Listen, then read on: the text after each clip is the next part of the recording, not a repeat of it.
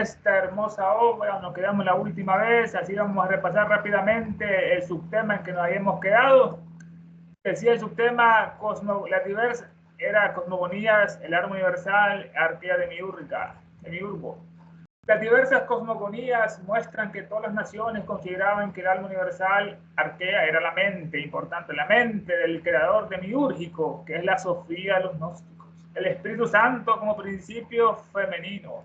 Así como los magos derivaron su nombre de ella, de Mahat, magos. Así la piedra de magnesia o imán fue llamada en su honor, pues ellos, los magos, fueron los primeros en descubrir sus maravillosas propiedades. Sus templos de los magos estaban repartidos por todo el país, la Grecia, la Tesalia, y en todas direcciones. Y entre ellos había algunos templos dedicados a Hércules. De ahí que la piedra, cuando se supo que los sacerdotes la utilizaban con fines curativos y mágicos, recibió el nombre de piedra de magnesia o Heraclea. Ahí nos quedamos exactamente en el punto, en los templos de Hércules. Y hay un llamado que hay que analizar en este subtema, el poderoso Hércules que conquistó el Olimpo. Dice el siguiente, la nota de pie de letra. Hércules era conocido como el rey de los musianos. Musianos, que es el espíritu y materia. Dice Shak en su tomo 2, página 44, y Musian o Musiana era la fiesta del espíritu y la materia, el vino, la uva y el pan.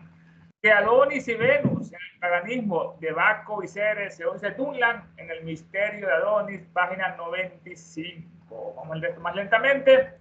Hércules, el semidios, tenía una monstruosa fuerza física y amaba a la humanidad, y además de esa fuerza tenía el intelecto, que los vencía a sus rivales con intelecto, con razonamientos verdaderos. Tenía una monstruosa fuerza física y amaba a la humanidad. Separó las columnas de Hércules, así le dicen, al peñón de Gibraltar, que antes no había en el mar Mediterráneo, las separó las columnas de Hércules. Así se creó el océano Mediterráneo, para separar a dos razas que estaban en constante guerra en ese tiempo. Entonces, para que estuvieran en paz, había que separarlos con ese gran océano. Así Hércules movió el peñón de Gibraltar y entró al océano Atlántico y creó el Mediterráneo. Separó a esa raza, que podrían ser actualmente los cristianos contra los musulmanes, en una época, entre los europeos y africanos, como después ocurrió entre Roma y Cartago. Esto es, se repiten, no solo cambian los nombres y repiten la misma historia, es el eterno retorno de lo mismo. Era una gran rivalidad que había en Roma, que era el centro del mundo. Roma y sus rivales eran de Cartago, que estaba hoy en día en Túnez, en la parte de Norteáfrica. Cartago, los cartaginenses, vinieron las guerras púnicas, estuvo el gran Aníbal, que estuvo a punto de derrotar al Imperio Romano. Eso era lo que es Hércules, y una de sus facetas, el titán. Hércules, dice un verso que está en la doctrina secreta, Elena nos comparte, dice Hércules, ante ti tembló la laguna Estigia, el que entraba en la... Ante ti se amedrantó el cancerbero, contigo no se atrevió a luchar Tifón. Oh, salve, oh verdadero hijo de Jove, Júpiter, gloria de los dioses. Heracles es la gloria de Hera o los dioses.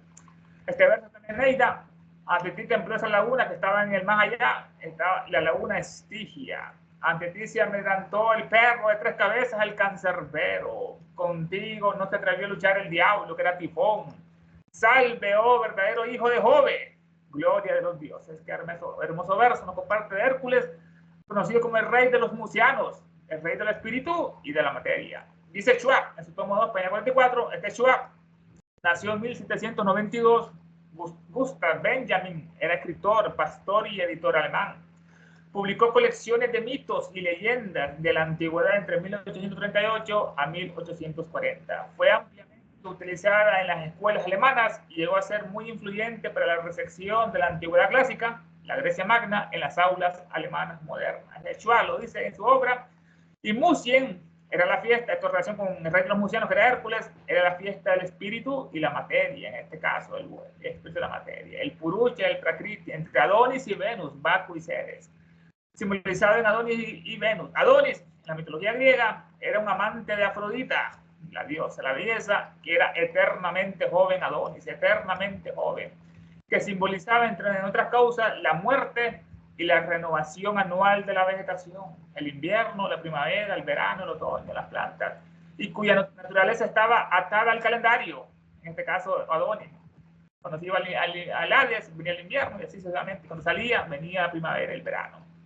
Representa a él, Adonis, la eterna juventud, es el Cristo, el espíritu muerto y resucitado. Esto es antiguo, no es de Jesús, que el espíritu muere, desciende y resucita, es también la reencarnación Adonis y es el sol, que la tierra se mueve por rotación, desaparece y viene la noche, y después viene el día, que lo celebran los pájaros en la madrugada, porque ya viene el sol que les da la vida, les da calor y tantas otras cosas. Adonis y Venus, la diosa de la belleza, la Afrodita, y también simbolizaba en este caso la fiesta de Baco y Ceres, el vino y el pan. Baco, este era un dios solar, Baco, Dionisios, que carga con las culpas de los demás.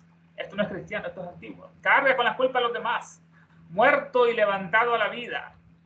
Lo despedazaron como Osiris en 14 pedazos, pero la gran diosa Isis, en el caso de Osiris, recogió los pedazos y los unió y los resucitó. Astronómicamente, Baco es el sol, como Jesús, ¿no? Jesús y sus 12 discípulos representan astronómicamente el sol y las constelaciones, que son 12. Y descendió Baco al Hades, descendió a los infiernos como Jesús, como Hércules. Psíquicamente importante, vamos a la aplicación psíquica mental, es el emblema del alma, Baco, el alma, el ego en su reencarnación, el peregrino, el Atma Buddhi, que siempre resucita. Espiritualmente, otra explicación, representa todas las inocentes víctimas propiciatorias que espían los pecados de los mortales. Como dicen que Jesús, la sangre de él lava, limpia los pecados, eso es totalmente falso, un dogma inventado por la iglesia. Espiritualmente, representa todas las inocentes víctimas propiciatorias que se sacrifican por los demás, que espían los pecados, no son como los practica Buda, como es el hermano, que espía los pecados de los mortales, que son sus propias envolturas terrenales. Como decía Gandhi, hay que amar a tu prójimo porque tú eres tu prójimo, decía él. Y en la realidad, este mito de Baco es la poetizada imagen del hombre divino, el hombre celeste, la forma de barro, animada por su Dios, por su alma, espíritu. Es una aplicación de Baco, en este caso Baco y Ceres. Esta última, Ceres, es la vida una. Ceres está en todas partes, ¿no? Las plantas, los animales, en general. La vida una, que literalmente significa crecer. Diosa de los cereales y la agricultura. Fue el regalo que nos dio ella, el maíz, el trigo, el pan, etc. Demeter de los griegos, Demeter, se parece a Éter, ¿no? Demeter de los griegos es el aspecto femenino del padre Éter, Júpiter, Zeus, que sería en la India la Shakti, como dicen, la Shakti femenina que acompaña a cada dios, a Brahma, a Vishnu, a Shiva, el poder femenino.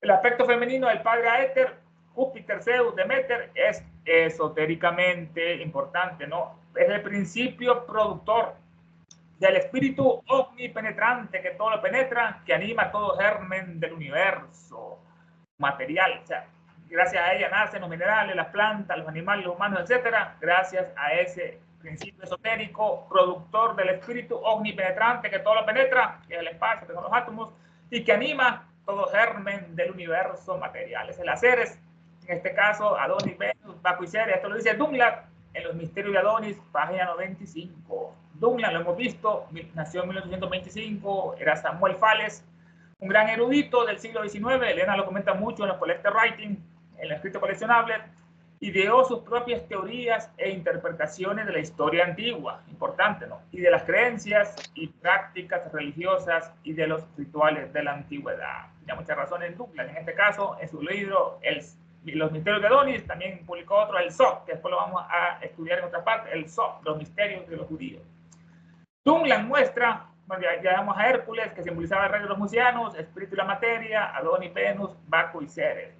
Dunlap muestra, basándose en la autoridad de Juliano y Antón, dice que a Escapio es el salvador de todos, idéntico al Pat, el intelecto creador o creativo, la sabiduría divina, y es idéntico al Pat con Apolo, con Baal, con Adonis. Hermano, ahí hay una bulla, ¿me pueden cerrar los micrófonos, por favor? Sí. Ahí se está escuchando una bulla. Ok. Estamos entonces que era el salvador de todos, Esculapio, idéntico a Pat, el intelecto creador creativo, la sabiduría divina, la teosofía, y es idéntico Esculapio, el salvador, con Apolo, con Baal, con Adonis, con Hércules, con estos dioses solares. En este punto, vamos a ver lo que dice el PDF acá en la llamada de la nota, dice lo siguiente, nos quedamos en la parte de Hércules, 250. A Hércules se le llamaba rey de los Musianos, de Schwab. y Musiana era la fiesta del espíritu y la materia, simbolizados por Adonis y Venus, Baco y Ceres. Dunlap, Misterio de Adonis, página 95.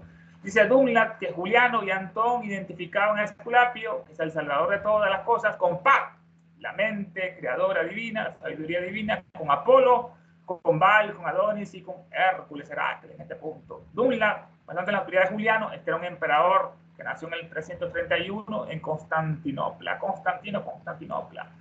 Era emperador romano, yo emperador es importante, yo ser emperador y filósofo, muy raro, ¿no? Estaba el poder de la filosofía, le decían el apóstata, los cristianos, el apóstata, que rechazaba el cristianismo por su rechazo del cristianismo, que lo había creado ese gran asesino, que fue Constantino con la Iglesia Católica. Y cuando murió el cristianismo, cuando en el concilio de Nicea se unió al poder político romano, antes los verdaderos cristianos lo llevaban al Coliseo, los despedazaban a fieras porque decían la verdad y no se inclinaban ante hombres que se creían dioses como los césares. Le decían el apóstata, Juliano, por su rechazo al cristianismo y su intento de restauración del culto romano tradicional basándolo en el helenismo neoplatónico. Importante, eso es el futuro, la nueva religión, ya la católica va a desaparecer, está en una gran decadencia, y así que Juliano se adelantó a su tiempo por su rechazo al cristianismo y su intento de restauración del culto romano tradicional basándose en el helenismo neoplatónico de los grandes Plotino, Porfirio y tanto Jámblico y tanto otro, y Amonio Sacas, el helenismo neoplatónico. El del emperador romano es uno de los más controvertidos y polémicos de la historia del Imperio Romano. Marco Aurelio, otro gran emperador, han sido los únicos emperadores filósofos. No eran Calígula, no eran Nerón, eran estos, Juliano. Y el otro Antón, Marco Antonio, nació en el 83 a.C., era militar, político, era familiar de Julio César, del gran César, César. Jugó un papel fundamental en la transformación de la República Romana, de una república constitucional al autocrático Imperio Romano, autocrático, en la dictadura. Fue amante de Cleopatra, como Julio César, ¿no? Como aquel había fallecido, entonces se fue con Cleopatra, otro poderoso, fue amante de Cleopatra, y luchó contra Octavio Augusto por el control del imperio en una batalla. Él la perdió y por ende perdió lo que es el imperio, el Cancún. Dunlap, basándose en esta autoridad de Juliano y Antoine, demuestra que a Esculapio era el salvador de todos. Esculapio, Dios de la medicina y la curación. Vamos a silenciar el micrófono porque no lo miro bien. Creo que bueno. Nos quedamos en la parte entonces de Dios de la medicina, Esculapio y la curación. Venerado en Grecia en varios santuarios. Importante, muchos santuarios. Tenía el don de la curación y conocía muy bien la vegetación, en particular las plantas medicinales. Toda la farmacología moderna se basa en los principios de plantas minerales que curan. En este caso, Esculapio poseía ese conocimiento. Le decía a Dunlap que era el salvador de todos, como Buda, como Jesús, como Krishna, en este caso como los avatares. Ernesto, Ernesto, una llamada de atención ahorita que se me acaba de como dices tú algo. Fíjate que usa Hércules y Esculapio son dos descendientes de Zeus. Solo eso te quiero que mires ya, porque los dos, tanto Hércules como Esculapio. Interesante, hermana. Muchas gracias por el comentario. Okay. Son de los griegos. Esculapio era el salvador de todos, como Krishna, como Buda, como Jesús en este caso. Estos eran idénticos a Esculapio, a Pat. Vamos a lo que es a los egipcios, ¿no? Que su dios era Pat. De los antiguos egipcios derivó su nombre de ese Pat. Este Pat era idéntico, era el intelecto creador o creativo, la sabiduría divina, la teosofía. Es idéntico a Pat. Bueno, dice el glosario, este Pat es el principio de luz y vida, por medio del cual se efectúa la creación. O mejor dicho, dice ella, la evolución. No hay creación, es evolución de todo. La luz es el polo positivo, la luz es la una, inmutable en este universo, la misma en todas partes, es la luz. Y abajo en el otro polo inferior está la vida, que es contraria, que está en muchas formas, no es inmutable, es cambiable la vida, y las dos unidas forman esa esfera, luz arriba y la vida abajo. Es el principio de luz y vida por medio del cual se efectuó la creación, o mejor dicho, como dice ella, nos aclara, la evolución. Es el logos creador y egipcio, el de Miurgo, el de los tibetanos es Avalokitesvara. egipcio, el demiurgo, Zeus, el Odín de los nórdicos. Es la sabiduría del primer intelecto, la sabiduría del primer intelecto, y por lo tanto es la Mahat, el tercer logo, la más grande, la más suprema. No hay nadie más grande en la manifestación que Mahat, que la mente universal. En otro punto de vista es el Esbababá, la sustancia creada por sí misma, como el espacio, ¿no? Que crea todas las cosas a partir de la casa o del contenido del espacio. Es Anupadaka, no tiene padres, es Anupadaka, como nuestra doctrina. Es el espacio y la sustancia es la casa, que es el dispensador de toda vida. Este es Pat, idéntico a Pat con Esculapio, con la sabiduría divina, y con el gran dios Apolo. Este es conocido, es Esculapio, idéntico a Apolo, un dios solar. Es el segundo dios más venerado entre los griegos. El segundo, el primero, como dice la hermana, era Zeus olímpico, el padre. Este Apolo era dios de las artes, de la música, del sol, de la luz de la verdad, importante. La luz de la verdad también la precedía, la poesía, las musas, la belleza, la perfección, la armonía. Tenía su lira. También era dios de las plagas, de los castigos, de la muerte súbita, de las enfermedades, también de la curación, la protección contra las fuerzas malignas. Apolo, en la Ilíada, era la Biblia de los griegos, con la Odisea de Homero, comienza el capítulo primero con la peste, cólera de Apolo sobre los griegos, así es el título, la peste, cólera de Apolo sobre los griegos, los aqueos, por una sacerdotisa que Apolo, que había tomado el rey Agamenón. El rey la agarró sin permiso a esa sacerdotisa y se enojó el sacerdote y el dios y les comenzó a lanzar flechas, como Apolo no tenía su flecha. Y de repente entre los griegos había confusión, había división, había riñas entre ellos, Ajax, entre los griegos, y no se cesó esto hasta que devolvieron a la sacerdotisa de Apolo, importante, ¿no? Es idéntico a Esculapio, a Apolo, con el gran dios Baal, Adonis y Hércules. Con este Baal es un dios fálico a los semitas, vamos a otra raza, ¿no? Los griegos vamos a los semitas. Dice que la danza circular que ejecutada por el rey David en torno al arca era la danza prescrita por las amazonas en los misterios, en este caso, ¿no? Esa danza circular que está en la Biblia, que David se desnudó, una iniciación, y usó esa danza alrededor del arca, que simbolizaba el sol. David simbolizaba un planeta, pero es que daba vuelta alrededor de ella, era una danza cíclica. Era la danza prescrita por las amazonas. Amazonas eran las mujeres que se quitaban los pechos, amazonas para ser combatientes feroces en los misterios. Este Baal era un dios destructor, era un regenerador importante, regenera, es más alto que por eso por Jesús, que Lucifer es el regenerador, como Jehová, como Rudra en la India, como Shiva, Satanás o Lucifer, destruyen solo para regenerar a un plano superior. El sol que todo lo devora, en cierto sentido, es el ardiente Moloch, el gran dios Baal. Y Adonis, que ya lo hemos estudiado de arriba, es el Baal Adonis de los misterios. De los judíos pre-babilónicos, antes del cautiverio de Babilonia, era el dios de los misterios, se convirtió gracias a los masotéricos en el Adonai. Adonai, este es el Señor, en este caso ya con las vocales. Es el Jehová posterior con vocales. Antes el hebreo antiguo no tenía vocales, solo eran consonantes, por eso ya no sabían cómo se decía el nombre de HBH, hasta que vinieron los masotéricos, que se reunieron en una ciudad de Irak, Masora, también masotérico, y le colocaron vocales para entender lo que estaban diciendo, pero el nombre era inefable y no se comunicaba solamente mentalmente, decían ellos. Así que Adonai y Adonis son inventos posteriores. Es el Adonis en este caso, o misterio de los judíos, el Baal Adonis.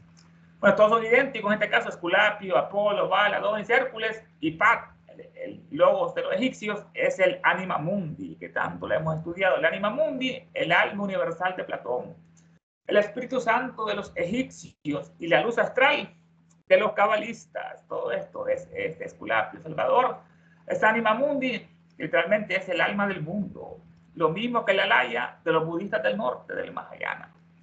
Es la esencia divina que todo lo llena, penetra, anima e informa, desde el átomo más diminuto de materia hasta el hombre y el Dios. La expresión, la esencia divina que está en todas partes, omnipresente, que todo lo llena, como el espacio está lleno, todo lo penetra y anima e informa todo lo que pasa desde el átomo más diminuto de materia el hombre y hasta el Dios más grande, hasta el sol más grande. Es el Anima Mundi, es el alma universal de Platón, como le decía él, idéntico a la casa en su sentido místico, el alma universal. Y a Mula Prakriti en su esencia como base y raíz de todas las cosas. Mula es raíz, Prakriti es materia, la raíz es la materia, es su esencia como base y raíz de todas las cosas. Ese es el alma universal de Platón. Un gran iniciado, dice, en los misterios, era Platón iniciado en los misterios y el más eminente filósofo griego, cuyos escritos son conocidos por el mundo entero, Platón y sus diálogos.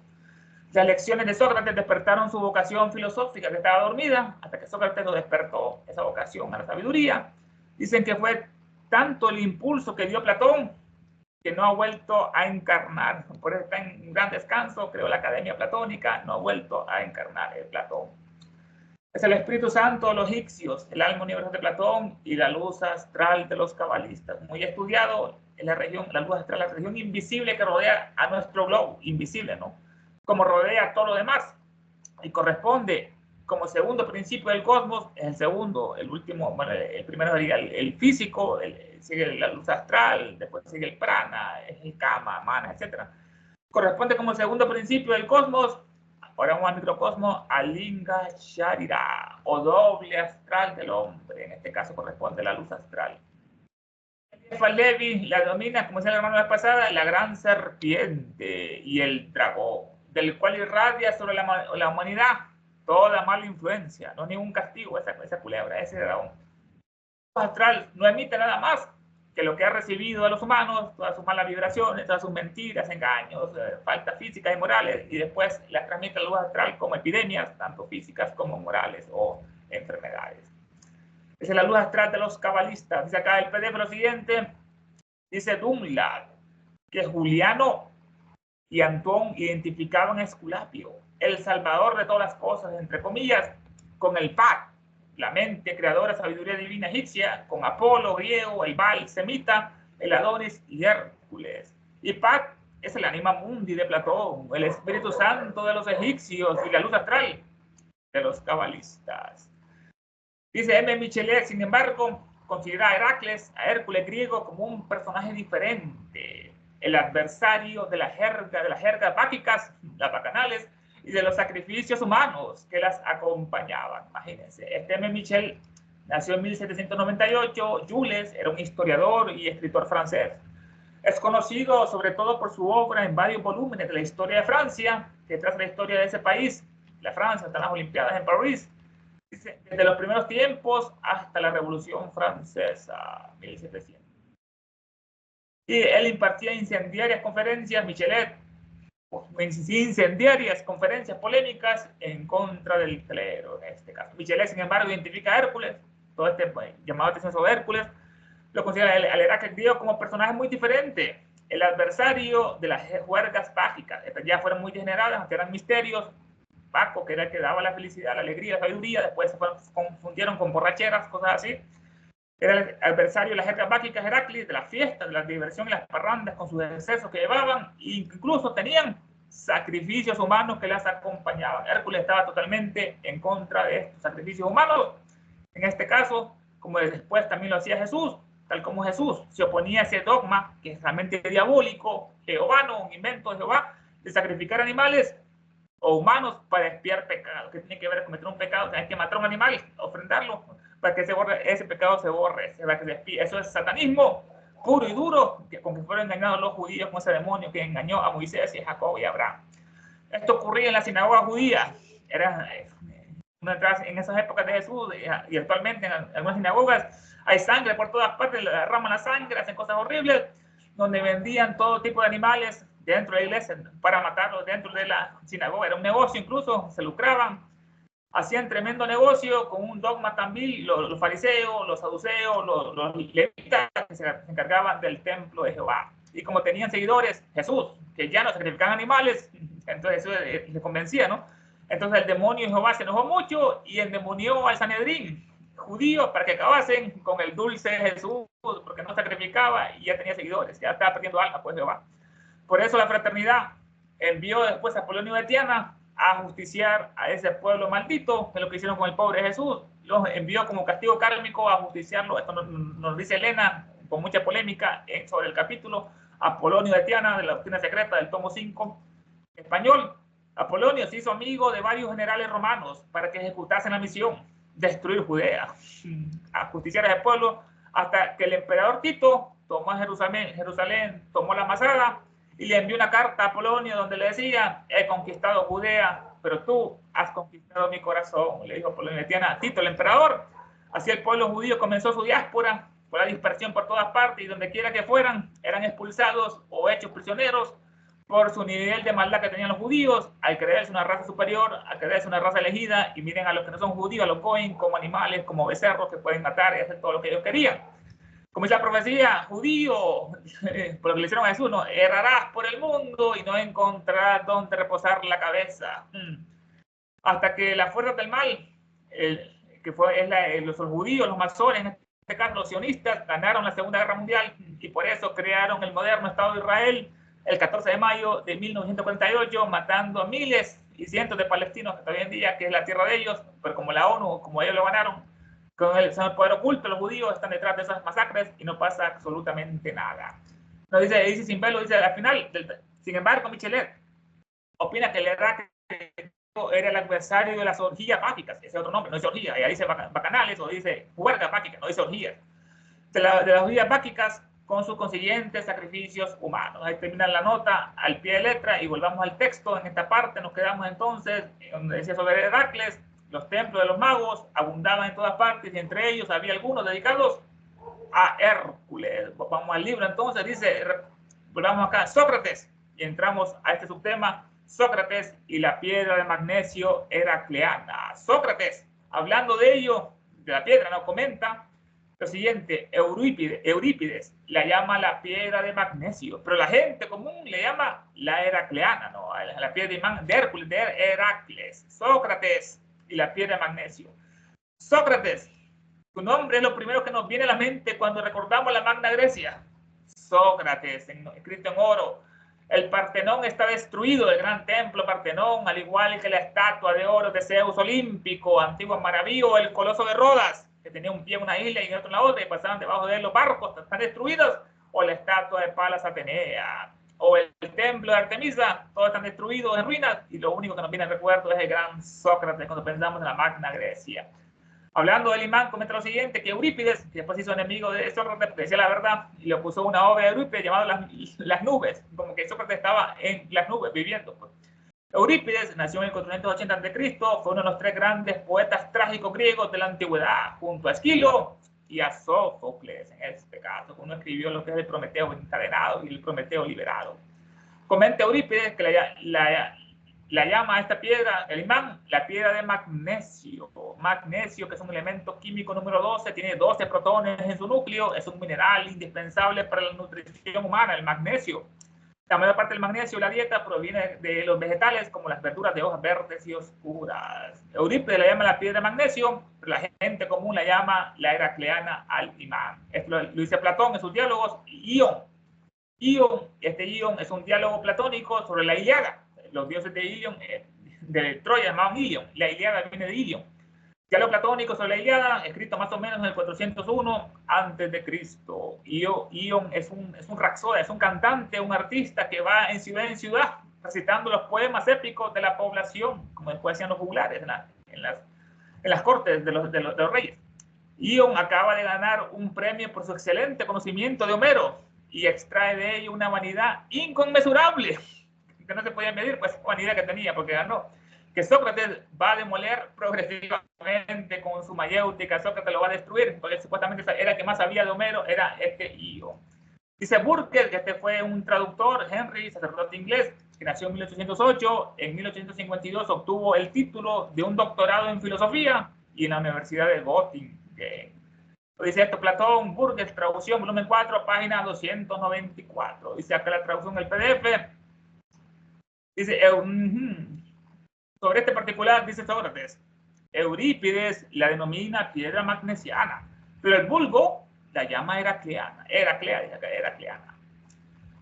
Fue el país y la piedra los que recibieron el nombre de los magos. Volvemos a un tema que tuvimos en la última sección sobre el nombre de la piedra imán, magneto, magnesio. Fue el país, en este caso la Tesalia, Magnesia, fue el país, Grecia, comarca tesalonicense de Magnesia, que estuvimos estudiando. Fue el país de Tesalia y la piedra, imán, magnes, los que recibieron el nombre de los magos, en este caso, recibieron el nombre de los magos, no los magos, en honor a uno y a otro, no viceversa. Dice acá el PDF, literalmente, de modo que los magos dieron nombre a la comarca tesalonicense de Magnesia y a la piedra imán que allí abundaba, y no al contrario. Vamos a la parte final. Dice, Plinio nos informa de que entre los romanos Los sacerdotes magnetizaban el anillo de bodas antes de la ceremonia. Después, como el hermano estuvo aclarando, Plinio, un cayo, escritor romano del siglo I, hizo estudios e investigaciones de los fenómenos naturales, etnográficos, las razas y geográficos, recopilados en su obra Historia Natural, de muchos volúmenes, siendo modelo enciclopédico de mucho conocimiento. Antes de los enciclopedistas franceses, ya estaba Plinio en el siglo I, siendo modelo enciclopédico de muchos conocimientos hasta mediados del siglo XVII. Imagínense, estuvo más de 1700 años cuando sus estudios fueron sustituidos por investigaciones basadas en el método científico moderno y en el empirismo moderno, el empírico. Plinio nos informa de que entre los romanos, los sacerdotes magnetizaban el anillo de nupcia para que duraran mucho tiempo en la pareja, no se divorciaran, no existía divorcio. Los sacerdotes magnetizaban el anillo de bodas antes de la ceremonia. Dice acá el PDF. De modo como mismo, Plinio dice que los sacerdotes romanos magnetizaban el anillo nupcial antes de la ceremonia. Los antiguos historiadores paganos se cuidan de guardar silencio sobre ciertos misterios de los sabios, de los magos. Y Pausanias fue advertido en sueños, dice que, de no revelar los santos ritos del templo de Deméter y de Persefonella en Atenas. Los antiguos historiadores paganos se cuidaban de guardar silencio sobre estos ciertos misterios, los misterios que eran ceremonias de iniciación, mediante los cuales se enseñaba por medios de representaciones dramáticas, teatrales y otros métodos, se enseñaban el origen de las cosas, la naturaleza del espíritu humano, Atma, las relaciones del espíritu con el cuerpo y el método de purificación. Es importante cómo se purifica el hombre, cómo se regenera, y la reposición a una vida superior. Se enseñaban los misterios también, la ciencia física, la medicina, las leyes, la música, incluso la adivinación. Eran mucho conocimiento y sabiduría.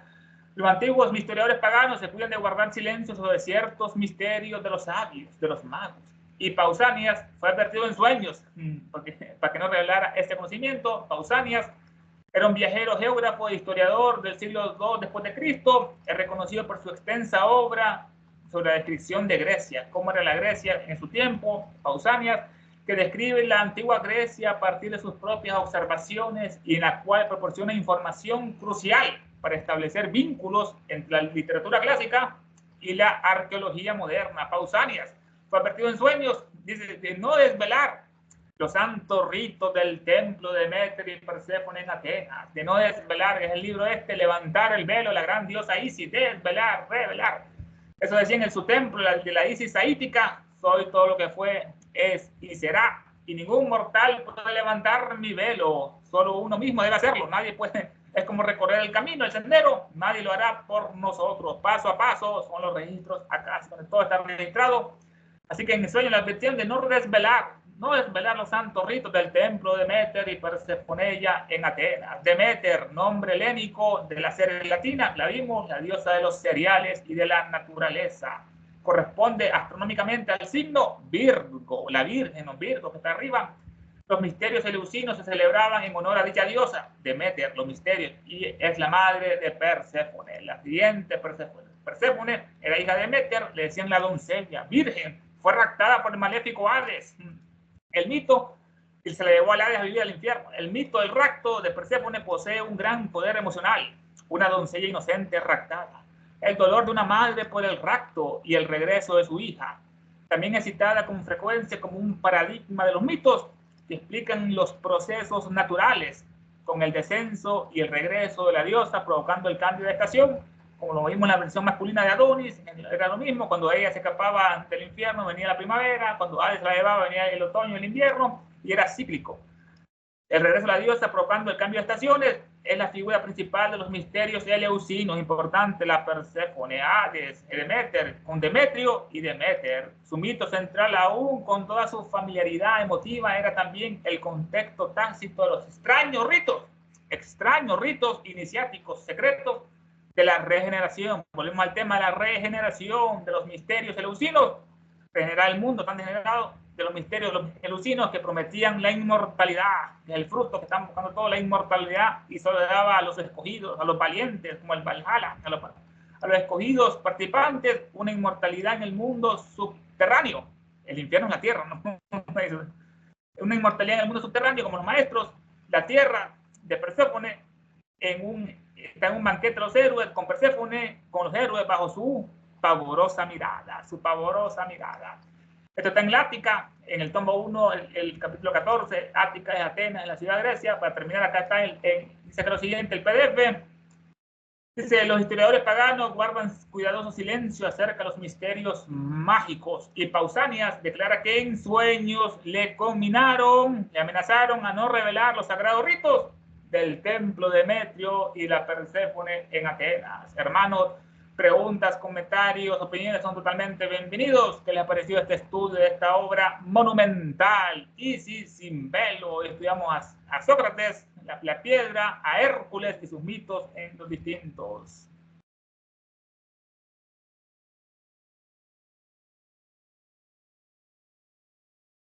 Sí, gracias, Ernesto. Jorge tiene la mano levantada. Adelante, don Jorge.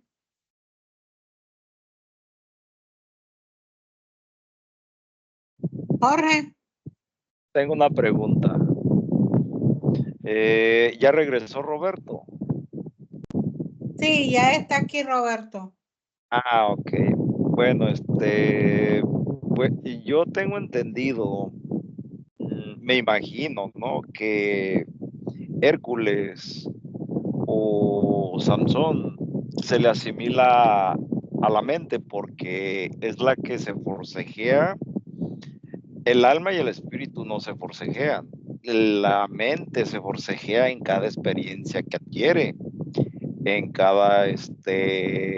cada uno de los principios en los que se mueve, del ser septenario, porque tiene que estudiarse primero el ser septenario para que la mente pueda ir adquiriendo esa fuerza, ese poder. Es la que se forcejea a la hora de las experiencias, ¿no? Me imagino, porque no hay otra. El cuerpo no soporta esos forcejeos de las experiencias de la vida, porque adquiere esta energía del sol, ¿no? Por así decirlo, y esta energía de la luna. Son dos energías, porque si fuera el solo cuerpo, se desintegraría el cuerpo con estas dos energías, se desguaza y se deshace. Entonces la mente me imagino que es la Hércules o la Sansón, es la que tiene que crecer, es la poderosa. Claro, a través del alma, ¿no? Porque el alma la está irradiando y es el vehículo del alma, pero la otra cuestión es Esculapio. Le voy a cambiar un poco el tema. Esculapio, tengo entendido, a lo poco que he leído, es el primer enfermero o curandero a través de hierbas. Él fue maestro curandero de hierbas en Grecia. Lo poco que sé es lo que puedo decírselos, ¿no? Fue un gran curandero y hay libros de él por ahí de hierbas que también de Pitágoras o Paracelso, creo que hay libros de hierbas, ¿no? Que son magníficos, que yo los he mirado, sí, la otra vez iba a comprar uno, pero no traía en ese momento efectivo y pues tengo el número del señor, pero no le he hablado y sí me gustaría comprarlo y nomás es de marcarle. Pero de ahí el más, todas las ramas a partir de él fue como se fue disgregando la medicina, porque se hizo famoso en Grecia en aquellos tiempos, ¿no? Y ya en lo que concierne a los magos, sí, los magos, ¿no? Bueno, pero ese es otro tema, es todo, hasta ahí. Hermano, el abanico apágalo, se escucha mal, hermano, Jorge. Ok. Mira, lo que primero preguntaba muy interesante sobre la mente que simboliza Hércules, la lucha que está en el plano mental. Esta es una interpretación, claro está, así como la batalla del Bhagavad Gita se ocurre en Kurukshetra, que es la mente, ¿no? Como tú bien decías. Ok. Él fue, Atenea nació de la mente de Zeus, una Manasaputra, nace de la mente directamente de Zeus, que es el dios, y viene con una lanza y viene con un escudo que simboliza también esa lucha mental, y tiene la diosa de la victoria en su mano. O sea que quien tiene la sabiduría va a triunfar en todas partes. Hércules, claro está, en una de estas interpretaciones, en la última sección vimos un contexto astronómico, sus 12 trabajos, con su conexión con el zodiaco, y en otra interpretación, claro está, es lo que tú decías, que representa la mente, es el gran campo de batalla de nosotros entre el mana inferior y el mana superior, a ver quién va a prevalecer en este caso. Si se realiza el puente, la Antancarana, en este caso, se fusiona y vence lo que es los principios superiores a los inferiores. Es la gran batalla que tenemos todos, con la parte animal que tenemos, como decía Platón, que somos un animal del ombligo para abajo y somos divinos desde el ombligo para arriba, con diferentes reinos animal. Tenemos la mano, tenemos la voz y tenemos la mente, que están en las partes superiores. La mente, como bien decía, después de comentarte unas cosas, hermanos, acerca de Esculapio. Él era un dios, en este caso, un dios de los griegos, Esculapio. No era como Hipócrates, no era como los otros Avicena, que eran hombres. Y este dios era el que tenía conocimiento, que curaba a las personas.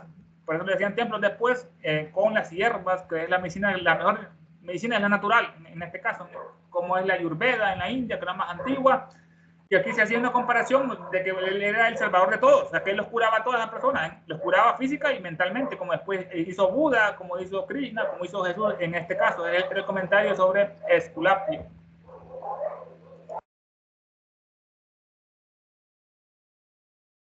Y para agregar un poquito también, como estamos hablando de Hércules y también de Mercurio, esas son simbologías también de la mente. Entonces, si vemos aquí, y todo lo que nos están hablando también es de energía y tiene que ver mucho con la energía del sol, o también como se llama la ideación divina, que Platón lo llama de esa manera. Y Platón representa, estoy leyendo literalmente el diálogo de la doctrina secreta, que dice, Madame Blavatsky le dice, puesto que Platón presenta la doctrina oriental puramente esotérica. Y lo del sol es una llamada de atención a lo que se llama en filosofía, que es la sustancia primordial, por así decirlo, que todo se viene del sol.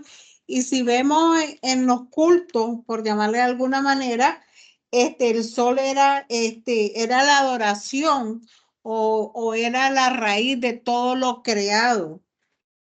Y hay una parte también en los diálogos de la doctrina secreta, específicamente en la página 368, que cuando habla de Simón el mago, hablando de los magos, ¿verdad? Dice,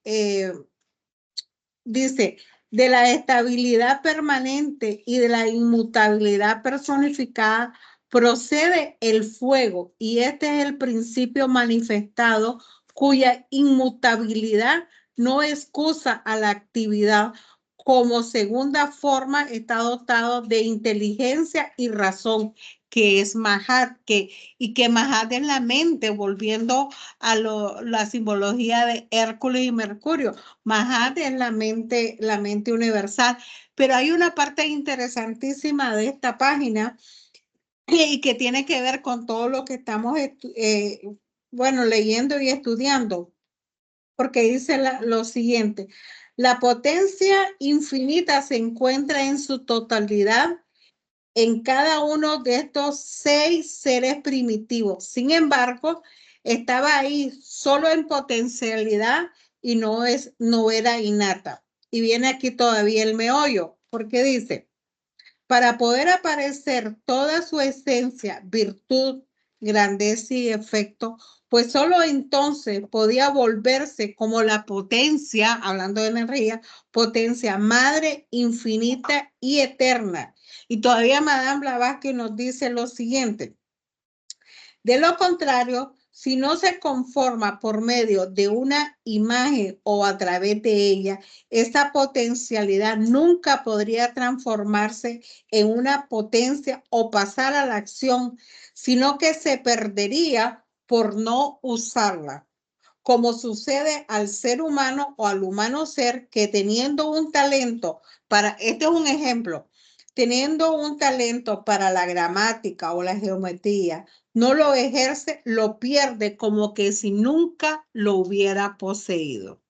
Entonces, todo esto viene de la definición de lo que es el fuego.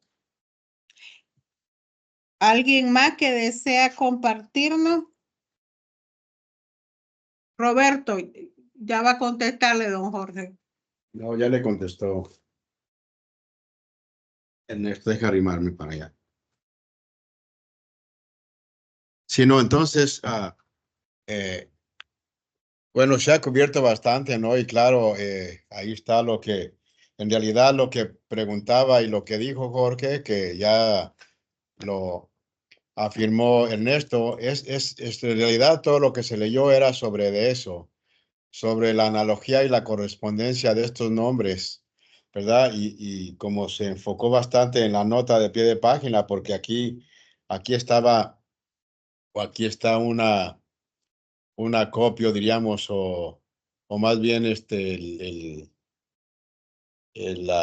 la síntesis de todos estos nombres que él nos explicó muy bien. Por eso aquí donde dice que, donde se lee que dice Dunlap, que Juliano y Antón, estos dos personajes, identificaban a Esculapio, que en este caso es lo mismo que Hércules, con el Salvador de todas las cosas. Y luego ya nos da otros, diríamos, nombres que se corresponden con lo mismo, ¿verdad? Por eso todo esto se correspondió con lo que tú preguntabas y lo que dijo Ernesto, ¿verdad? De otra manera era también la mente creadora, sabiduría divina, etcétera, etcétera. Pero ¿por qué en este caso ahora lo que ya usando el nombre de mente, ¿verdad?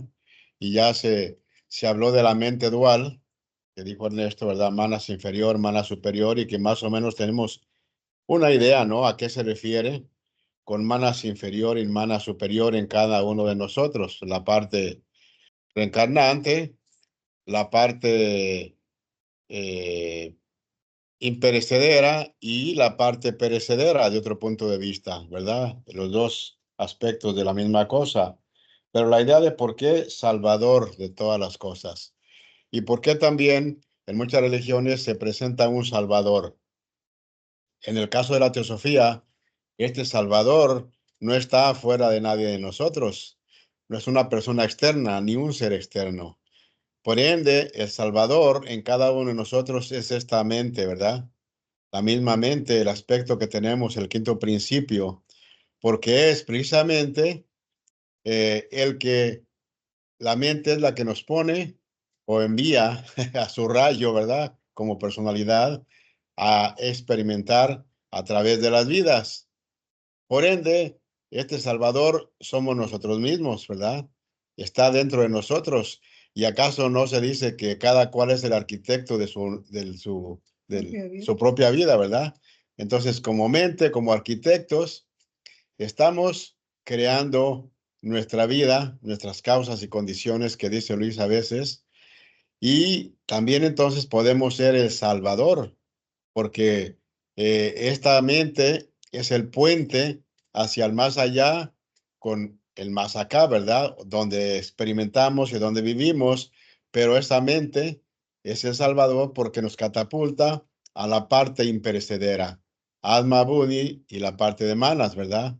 Atma siendo el espíritu universal, Buddhi el alma universal para información así rápida. Y claro, este tercer aspecto que incluso al comienzo nos dio muchas referencias y correspondencias, Ernesto, ¿verdad? De diferentes nombres, como el tercer logos, como muchos nombres que mencionó, ¿verdad? Estas se usan, diríamos, ideas universales con lo particular, o sea, cosas que pertenecen al macrocosmos con el ser humano que a veces se llama el microcosmos, ¿verdad? Y por ende, entonces vemos ahí muchas correspondencias, pero nos damos cuenta que todo esto eran, como se mencionó, representaciones y son representaciones para lo que cada ser humano es y todas las cosas. Por eso las palabras, tenemos un lenguaje limitado, pero nos sirve por el momento. Y por eso a los iniciados o en estas en estas partes de iniciaciones se les daban cosas que representaban los misterios, y para cada discípulo el símbolo iba a representar todas estas cosas. Entonces, la idea es de esto, de que el Salvador, en este caso al que se le llamaba Salvador, y como tenemos muchos salvadores, en realidad el Salvador está dentro de nosotros. Por eso la teosofía nos ayuda a entender que nosotros somos ese mismo Salvador.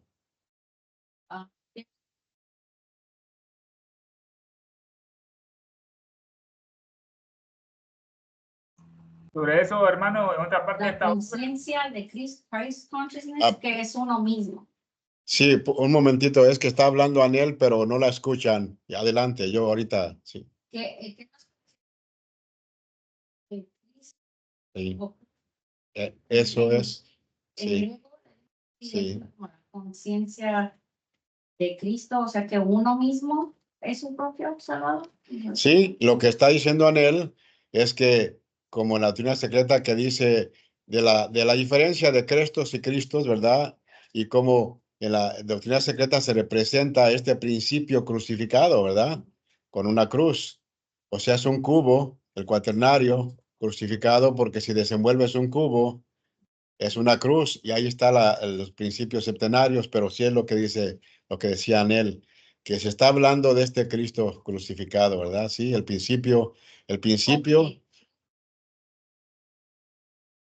Okay. sí, porque un cubo, a cube, si lo desenvuelves, Anel, un cubo, desenvuélvelo y se convierte en una cruz. Entonces, eso representa lo que estaba diciendo, el Cristo crucificado. Es otra representación de manas superior y manas inferior. Otro símbolo, claro. Gracias, era todo. En otra parte de esta obra, ella comenta algo sobre la escritura sagrada de los Parsis, de Zoroastro. No hay salvador ajeno, lo que nunca diga, hermano, no. ¿Quién es el salvador? Son tus propios pensamientos, tus propias palabras y tus propias acciones. Es el verdadero salvador, como dice el hermano. Debemos ser responsables, lo que nos enseña esta sabiduría es ser responsables de nuestros actos, y por eso ella está en contra de ese dogma que le hemos comentado, de que la sangre de aquel del Nazareno limpia los pecados de todo el mundo, que un gran asesino, psicópata que mató muchas personas en el último momento de su vida se arrepiente de todo lo que hizo y entra al cielo directamente. Una doctrina nefasta creada por los jesuitas para que los hombres sigan siendo vulgares, sigan siendo culpables de todos sus actos y no ser responsables. Aquí nos enseñan que cada acción tiene su reacción. Si alguien robó $1 millón, no le pida a Jesús, no, perdóname, no, tiene que devolver ese millón para que ese pecado se borre. Así es como actúa el mundo, así es como actúa la ley, que la ley rectora de todo, la ley superior, que es karma, tanto positivo como negativo. El dharma es lo que nos dice en otra parte. Me recordaste de eso, hermano. Sí, y por ende entonces vemos que hay mucho en cualquier escritura, digo, en la mayoría de las escrituras antiguas, solo que, como ya dijo Ernesto, le damos una interpretación solamente para beneficio personal propio, para control, ¿verdad? Por supuesto, porque el ser humano quiere controlar, quiere tener poder y controlar, y va a usar la fe, que es lo más común y lo más fácil, ¿verdad? De los creyentes, para convencerlos de algo, y como la mayoría tenemos esta fe sin investigar, ¿verdad? La famosa fe ciega. Entonces, por ende, caemos en garras de todo esto desde un punto de vista, ¿verdad? De otro punto de vista, no hay accidentes del punto de vista del karma. Por alguna razón, algunos seguimos a alguien, por alguna razón, otros no seguimos a nadie, y por alguna otra razón, hay que prepararnos. Bueno. ¿Algún otro comentario, Joana?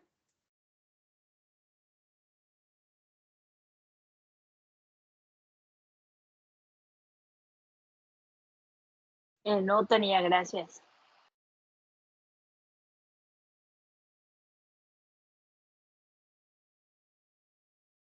La parte también de la nota de pie de página, vemos que aquí nos dice cómo cada quien llamaba a lo mismo de diferente manera. con un estudio teosófico nos damos cuenta de que puede haber ciertas cosas diferentes, porque cuando dice los cabalistas, a eso mismo le llamaban la luz astral. Eso son los cabalistas. Nosotros sabemos, porque incluso Ernesto lo mencionó, ¿verdad? Y ya se ha dicho varias veces, que la luz astral solamente regresa a lo que recibe. Por eso los peligros de que debajo de cada flor se encuentra enroscada una serpiente, ¿verdad? Ese es el segundo vestíbulo del que nos habla la voz del silencio, de que no hay que buscar un maestro en el vestíbulo del aprendizaje, ¿verdad? Tiene que ver, diríamos, de un punto de vista del aprendizaje, porque bueno, siempre estamos conectados con estos tres vestíbulos: la ignorancia, el mundo en que vivimos, el astral, y porque ¿quién está fuera de lo astral? Nadie, ¿verdad? Y la parte de la sabiduría, el tercer vestíbulo. Por eso nos dice que busquemos al maestro en el tercer vestíbulo, lo cual sabemos que el maestro es el ser interno, el ser superior. Claro, puede haber algunos maestros como Blavatsky, como Sankaracharya, como cada quien elija, pero solamente estos nombres representan al ser superior de un punto de vista. Por ende, es esa conexión directa, ¿verdad? Mi padre y yo somos uno. Y por lo tanto, esta parte de las notas a la que me refiero, aunque aquí les da cierta razón de sinónimos, de otro punto de vista, no son muy sinónimos. Pero en fin, ¿no? Por eso dice que Platón le llamaba anima mundi. Nosotros en Teosofía le llamamos esto que acabamos de decir, ¿verdad? Mente, manas. Otros acá, como decían, se referían, usaban el nombre de Hércules o Esculapio. Entonces, a las cosas siempre se le han etiquetado con diferentes nombres.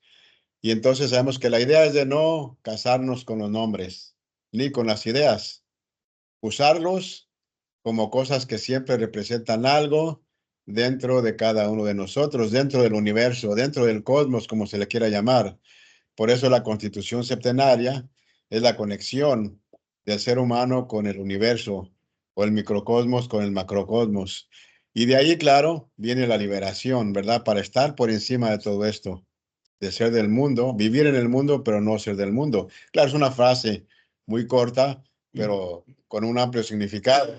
Y para llegar a hacer eso completamente, sabemos que es a través de pasos para ser completamente libre de los pares de opuestos. Pero sabemos que hay ejemplos, por eso tenemos las señales en el camino. Cualquier nombre que queramos usar. Estos nombres que acabamos de leer, Buda, Cristo, Sankaracharya, todo esto nos sirven como una señal en el camino. Yo creo que es una frase que a mí me ha gustado mucho, que se usa en la teosofía, ¿verdad? Lo que dicen los maestros Blavatsky, que solamente son señales en el camino. Por lo tanto, no nos quedamos, no seguimos, ¿verdad? Los nombres, seguimos lo que dicen. Luis, ¿algún comentario? Solo una cosa que lo recomiendan los maestros es buscar lo más fehaciente de la información. O sea, el maestro está en las enseñanzas fehacientes, o sea, los documentos más fehacientes. En este caso estamos hablando de la doctrina secreta, estamos hablando de Isis sin velo, estamos hablando del océano, de la teosofía, estamos hablando de preguntas y respuestas al océano, El Bhagavad Gita. el Bhagavad Gita, la voz del silencio, o sea, lo más granado de lo más granado. Allí rómpete el cerebro con toda esta información. Están por ahí ¿cómo se llaman? Sí, porque la señora dice, hasta donde la mente se descarrile, hasta allí. Ahí por ahí están las cartas de los maestros, que también Tania siempre lo menciona. Ahí está la información. ¿Para qué quieres más? Está el glosario también. Cuando no entiendo una palabra, busco en el glosario me va a decir, mi maestro Barbacha siempre decía el tumbaburros, porque esos son documentos fehacientes que te van a dar la enseñanza. Con esos documentos y ya el diálogo que se hace acá, el coloquio que se hace aquí aquí en el edificio y los que están en el internet, pues ya uno va emparejando lo que uno ha leído y lo que cada quien va entendiendo con esa información. Ahí no se pierde uno, no hay manera de perderse. Y luego la voz interna, que es la que me va a guiar, ¿verdad? Así que eso es lo único que quería decir. Gracias. ¿Alguien más que desea colaborar? El hermano me recordó algo sobre el maestro. Dice que en una parte ella nos comenta del unimaestro que está dentro de cada uno de nosotros, que debemos aprender a escucharlo como cuando éramos niños, cuando teníamos esa inocencia. Es la voz del silencio, es la voz de la conciencia. Y en otra parte dice, cuando el discípulo esté listo, ahí aparecerá el maestro. Pero ahí viene otra pregunta, Ernesto. Porque dice, cuando el alumno esté preparado, el maestro aparece. Y ahí depende de la mentalidad también del alumno. Porque si es una persona que nunca se va a sentir preparada, soy churrú, entonces el maestro nunca va a aparecer. Ahí está un ojo al Cristo, ¿no? Porque ¿quién se va a autodecir, yo ya estoy preparado, véngase tu reino? Ellos Roberto, lo saben. Ellos lo saben, hermana, en cada vida es diferente, están en distintos temas de evolución. Y a veces el maestro físicamente se apareció a Elena porque se lo merecía por el karma y por todo el mérito que había acumulado en sus vidas anteriores. Pero dicen unas facciones, dicen cuando uno da un paso al maestro, dicen que el maestro da dos para cada persona. Y no puede ser físicamente, te puede mandar un mensaje de acuerdo a lo que estás viviendo en el preciso momento, con un desconocido, con alguien, con un sueño, son distintas maneras de comunicarse.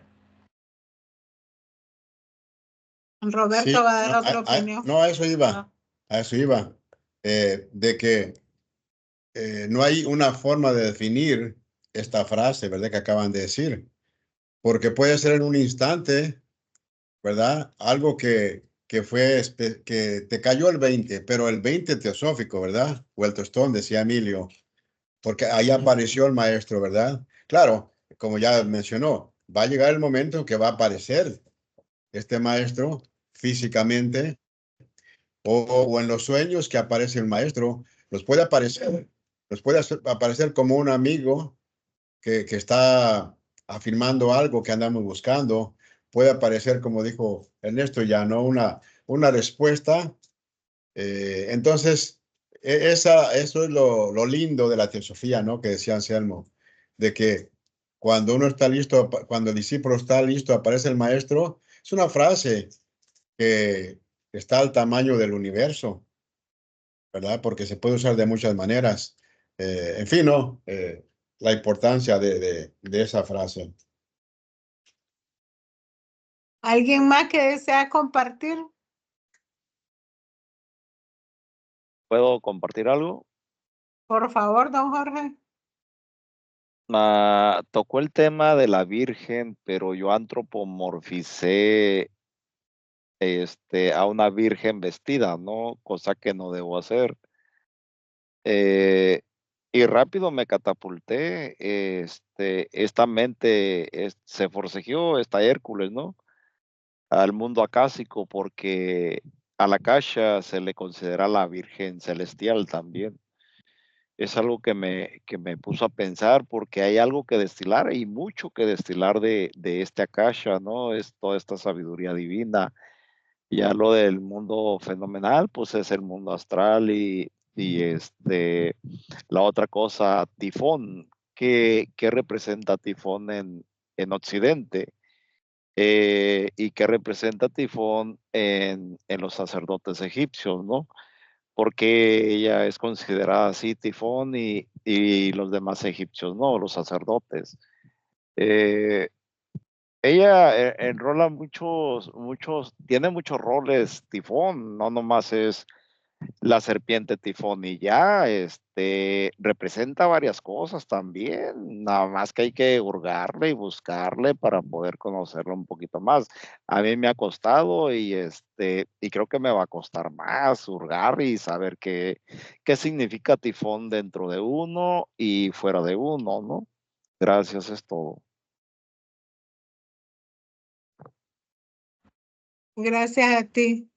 Ahí, hermano, eso de la Virgen es un símbolo muy poderoso. Ahí hablamos algo de la constelación que se llama Virgo, que representa eso en ese caso. Y más místicamente, como tú decías, esa Madre Virgen es el espacio, místicamente hablando del espacio, es el único Dios sin sexo que se dio nacimiento a sí mismo, el espacio y su contenido de la casa. Y es el padre y madre de todas las cosas, soles, estrellas, planetas, satélites, lunas, animales, humanos, todo, planeta. Ese espacio, por eso se le compara místicamente con una madre inmaculada virgen que da nacimiento a toda la manifestación. Después ese dogma se va a antropomorfizar, como tú decías, ¿no? Que uno piensa en la madre de Jesús, María, en la madre de Buda, que también era virgen, la madre de Krishna, la de Baki, todas eran vírgenes que representan ese mismo principio macrocósmico, el espacio, la casa y su contenido que lo forman todo. No fue el dogma que después hicieron, ¿no? De la Inmaculada Concepción y cosas así. Gracias, Ernesto. Bueno, ¿algún otro comentario? Si no, nos despedimos. Ya pasó las 8:34. Un pequeño comentario que puedo decir yo. Acércate, sí. Con respecto a esto de la energía femenina, hay todo un montón de información con respecto a eso que comienza con la Akasha, ¿vea? Pero lo dejamos para otra clase porque es muy extenso ese tema, muy extenso. Desafortunadamente, las religiones establecidas han aplastado esa energía femenina. Gracias. Sí, eso lo hicieron para reprimir a las mujeres. Nos dice otra parte, Elena, en la Una Secreta, que la mujer místicamente tiene 10 orificios y el hombre solo tiene 9 orificios. Y que antes en Egipto era la mujer que hacía las iniciaciones, que hacían lo que es la alquimia. Entonces los católicos, en este caso los cristianos, los judíos, que son razas más groseras, son razas más destructoras, son razas más patriarcales, entonces limitaron el cupo solamente para los hombres en este caso. Ya Platón hace mucho tiempo decía, ¿no?, que incluso en la República, un Estado, para que sea ideal, debía tener 50% de puestos masculinos y 50% femeninos. Y lo comparaba con un hombre con las dos manos. Tenemos la mano izquierda y tenemos la mano derecha, masculina y femenina. Un hombre, si solamente tiene una mano, se limita mucho en todas sus acciones, ¿no? Y tiene la otra para eso, para complementar. Y es lo que hacía, lo que recomendaba Platón en la República. Y en el aspecto que preguntabas, hermano, sí, fue en este caso, en este caso fue de que entonces los judíos eran muy patriarcales y le cerraron la puerta a la mujer para que vaya a la cocina solamente, esclavizarla como una mujer, como una criada en este caso. Pero las culturas más civilizadas le daban a la mujer el 50% en todas las acciones, en todos los méritos, en todos los casos. Excelente. Gracias, Ernesto. ¿Un comentario tú, no? Ok. Gracias a todos los participantes. ¿Alguien más o cerramos? Anita. Buenas noches. Híjole. Buenas noches. Pues entré tarde, me arrepiento tanto, pero qué bueno que está grabada para darle una repasadita. Nada más que sabes que quise buscarla en el libro. Yo no sé si mis libros no es originales, son copias, y no sé si no supe dónde, en qué vamos, no sé si me pudieran apoyar, porque la verdad estas clases se están poniendo muy buenas. Entonces, y esto de Hércules, o sea, entonces, no sé si me pueden apoyar, no importa que me lo manden aquí en el grupo, qué páginas o cómo, o el título, para no quitar mucho ya el tiempo de la clase, de lo que ya se acabó la clase, y pues yo repaso esta. Muchas gracias, gracias a todos, de verdad. Es la página 150 del PDF que te mandamos. Ah, ok. 150. Sí, ahí casi la terminamos hoy, esa página. Ah, ok. Sí. Muchas gracias, En estos Roberto. Gracias a momentos, todos. en estos momentos, lo que acabas de preguntar en qué página, esa es la Hércules, es la Sansona, la que está forcejeando en querer saber más. Es ese poder para poderlo canalizar. Gracias, es todo. Ah, gracias, sí. Ok. Gracias, buenas noches. Buenas noches a todos. Gracias a todos. Jorge, Muchas gracias. Gracias. Anita. Bueno, gracias. Gracias, Hasta Ernesto. luego a todos. Buenas noches. Buenas noches. Que descansen. Bye.